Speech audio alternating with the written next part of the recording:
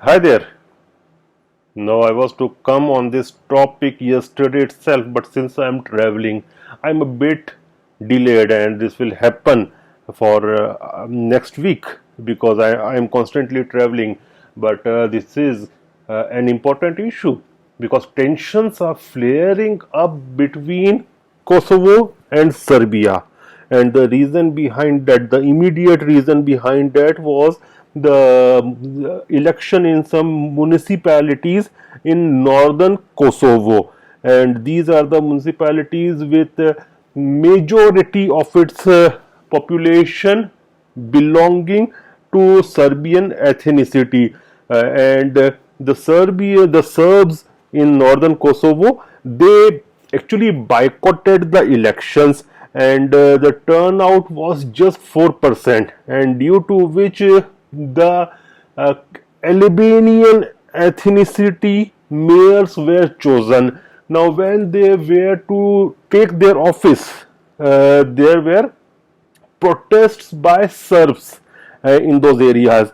And what Pristina, that is the government of Kosovo, did, they actually used police to install those mayors in their offices. So this, due to this, there were tensions. There were somewhat, you can say, uh, a little bit violence was also there, and the tensions started between the two countries because both these countries are on odds, and Serbia started deploying its troops there on the border of Kosovo. Now if you look at Pristina, it is having the presence of NATO forces. They are called as K4, KFORs, and this K force is basically these are the NATO forces.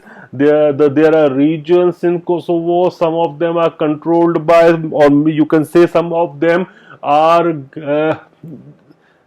given security by Britishers, some by Americans, some by Italians. So there are NATO troops, somewhat around 5,000 NATO troops are there. So if then what happened, there was violence yesterday between the Serb protesters and NATO troops as well, and around 25 NATO soldiers, mostly they were Italians and Hungarians, they were injured. They were not very severely injured, but they were injured, and they also used force on the Serb protesters, and Serbia is also reacting. Then Kosovo government, Pristina government is also reacting, and I say that these things can flare up because now you go to the basis of these conflicts. Serbia is being supported by Russia, very strong ally of Russia. Basically, it's a strong partner of what I will say that Orthodox East European Church.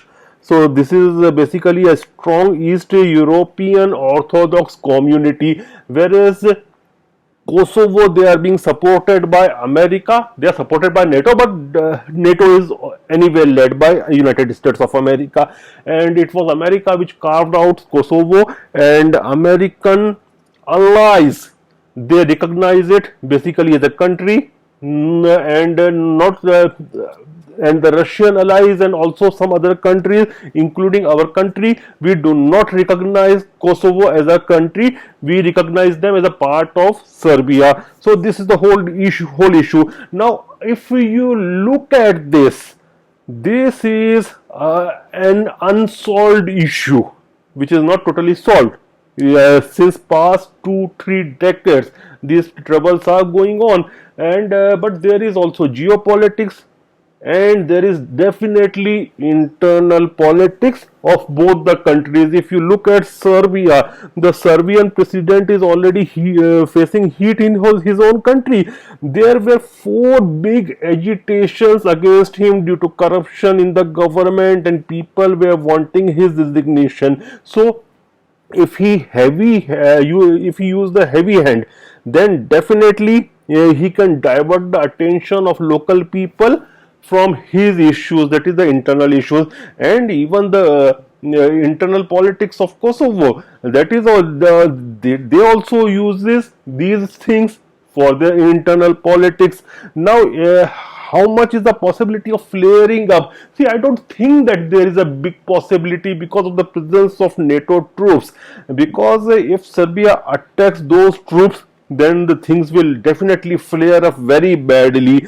And there is also a Russian angle. And Russia, even I don't think that Russia will want it right now. They may want the situation to be warm, lukewarm, but not hot, because then it will start a open a new front for Russia. Because as an ally of Serbia, like as an ally of Bashar al-Assad, they had to send their forces in Syria, then they will have to send their forces in Serbia. Already the Ukraine war is going on. Even today we saw that so many Ukrainian drones they attacked Moscow. So they won't want a hot war, a totally out blown out conflict, but definitely they will want something lukewarm, because it's not in their favor that both of these countries, that is Serbia and Kosovo, they joined the European Union, because they both of them want to join European Unions. And ultimately after European Union, definitely a way opens for NATO membership as well. Already there are NATO bases and troops there in Kosovo, so they will want that something should always be boiling over there, so that they can have a fish to fry in these circumstances. But still, the visuals which I got yesterday on social media, they were not good, and these things should be controlled. Violence is never a solution for anything. The solution is ultimately dialogue, and local politics should be kept away from all these things to divert the attention of our own people, like the Serbians, the Serbs who are protesting against the president, or in Kosovo also there are many incidences when the local government is not popular, they take anti-Serbian line.